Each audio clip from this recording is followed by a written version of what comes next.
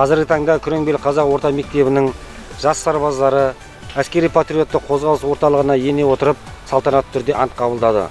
Бұл кешіміздің жақсы іс-шараны ұйымдастырылуына осы орта мектеп басшылығы, сонымен қатар қарулы күштеріміздің ардагерлері, әскери бөлім ұжымының жетекшілері ең басты маңызды рөлді ойнағаны, ол оқушыларымыздың ата-аналары қатысу арқылы іс-шараны жоғары деңгейде ұйымдастырылып жүргізілді. Өзіміз осы жас сарбаздарымыздың әскери ант қабылдау барысындағы өз отанының патриот екендігіне, адамгершілік қасиеттің бойында қалыптасқандығы және еліміздің ертеңгі күні болашағы жарқын еліміздің болашағы осы жастардың қолында екендігіне үлкен сенім артып, үмітпен тамсана қарап отырдық.